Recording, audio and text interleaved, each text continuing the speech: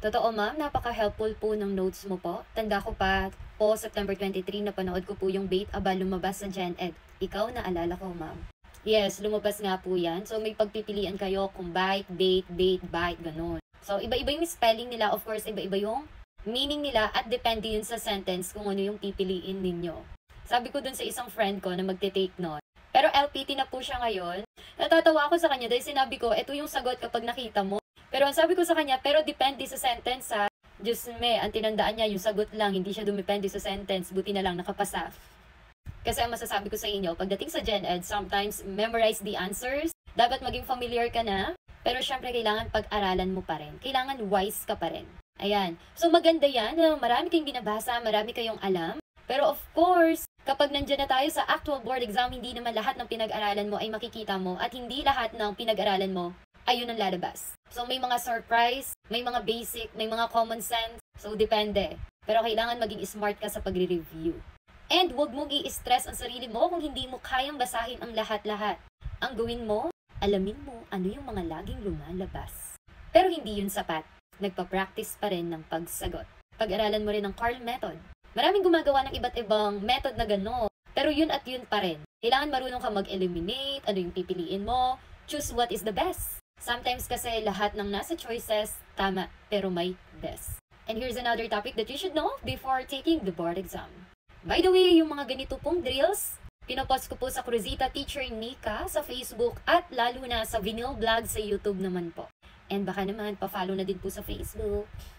Okay, let's answer this question. Teacher Kyla is tough giving group work after she observed group members leave the work to group leaders. So, si Teacher Kyla daw, hininto na niya yung pagbibigay ng group work. Aba, ito mga estudyante na ito, inaasa lang nila sa mga leaders. Oh, nabubulol yan.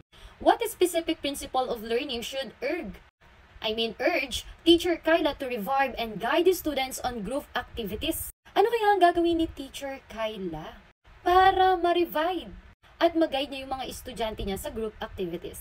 A. Learning is a discovery of ideas. Kapag sinabi nating learning is a discovery of ideas, pumapasok dito yung relevant or meaningful yung meaningful learning theory, which is nandito yung prior knowledge. May prior knowledge si students. Pag sinabi nating prior knowledge, may may schema, may background study, may background knowledge na ang bata.